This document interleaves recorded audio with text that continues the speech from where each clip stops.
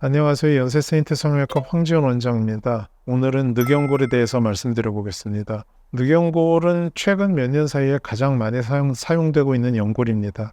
제가 개인적으로 생각했을 때 그 늑연골만큼 적당한 강도와 풍부한 양을 가지고 있는 연골이 없기 때문에 코수술하기 편하고 좋습니다. 그 다른 영상에서 말씀드렸듯이 비중격 연골하고 귀연골은 좋기는 하지만은 제한점이 굉장히 많거든요. 강도와 양에서. 하지만은 이 모든 것을 해결한 게 늑연골입니다. 하지만 뭐 모든 일에 양면이 있듯이 늑연골의 단점은 그 늑연골의 그 특징인 강한 점이죠. 말씀드린 세 가지 연골 중에 가장 딱딱하지만은 그렇기 때문에 또 화려하게 많이 높여야 되는 분들에게는 매우 좋은 재료라고 할 수 있겠습니다. 늑연골의 단점이라면은 첫 번째로서는 상처를 생각할 수 있습니다. 아무래도 여기 몸통에서 떼기 때문에 아무리 숨기려고 해도 어느 정도는 보일 수밖에 없어요. 특히나 남자분이라면. 여자분이라면은 뭐 6번 정도를 뗀다 그러면은 그 유방 밑선을 절개하고 들어가기 때문에 크게 보이진 않습니다만 그래도 가운데에 약간 몰려있는 경향이 있기 때문에 상처는 어느 정도 보입니다. 아물면 많이 좋아지지만 완전히 없어지진 않죠. 그리고 늑연골을 채취할 때 기흉이 생길 수 있습니다. 아무래도 그 늑연골이 그 폐 부위하고 딱 붙어 있기 때문에 손상시키는 경우가 간혹가다 있습니다. 그런 경우엔 기흉이 생기죠. 그리고 또한 워핑에 대해서 간혹가다 질문하시는 분들이 많은데 뭐 워핑도 발생할 수 있습니다. 하지만 워핑은 뭐 어느 정도 해결하는 방법도 있고 많이 발생하는 현상은 아니기 때문에 크게 걱정하실 필요는 없습니다. 제가 보기에 실제적으로 그 코 수술을 하고 난 다음에 늑연골의 문제점은 딱딱하다는 점이죠. 특히나 늑연골을 가지고 비중격 연장을 사용하는 경우에는 굉장히 딱딱합니다. 사실상 지금 대부분의 병원에서 특히나 초보인 분들은 비중격 연장과 늑연골을 조합을 해서 무조건 수술을 합니다. 그런 경우에 모양은 화려하게 낼 수 있고 딱딱한 재료를 가지고 하기 때문에 처음에 모양을 잡아놓은 데서 크게 실패를 하지를 않습니다. 비중격이 찌그러들거나 아니면은 비중격 연장을 고정한 게 풀리거나 하지 않는 이상은요. 그렇기 때문에 모양을 내기 가장 쉬운 방법입니다. 비중격 연장을 늑연골로 하는 방법.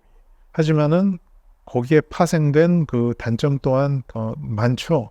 개인적으로는 비중격 연장과 늑연골을 사용하는 것을 그다지 좋아하지 않습니다. 왜냐하면 딱딱하거든요. 비중격 연장술을 사용하면은 어떤 재료를 사용하든지 많이 딱딱해집니다. 코끝이 고정이 됩니다.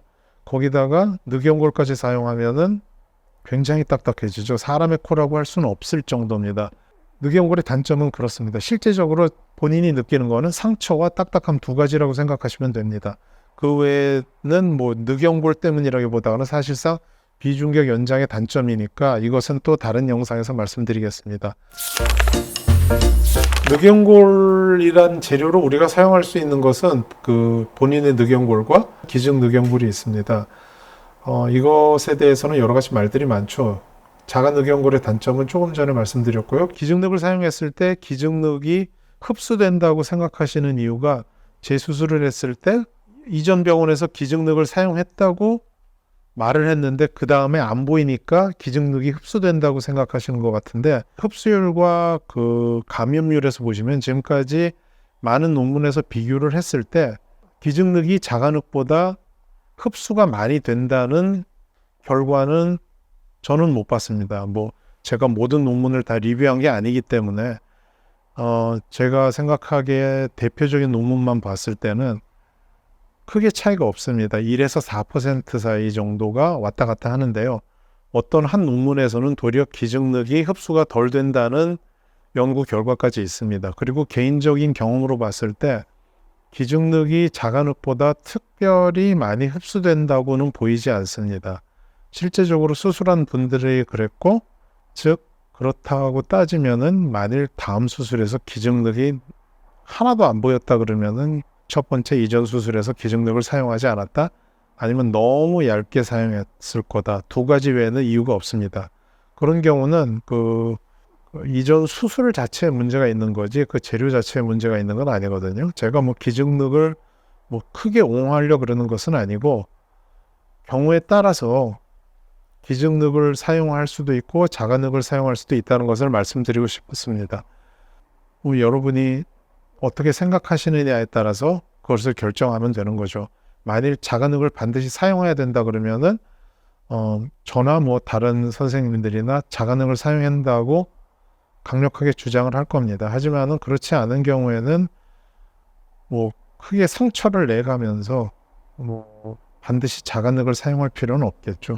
그거에 대해서는 조금 좀 자유롭게 생각하시는 편이 좋을 듯합니다. 오늘은 여기까지 하겠습니다. 지금까지 여세세인트 성형외과 황지연 원장이었습니다. 감사합니다.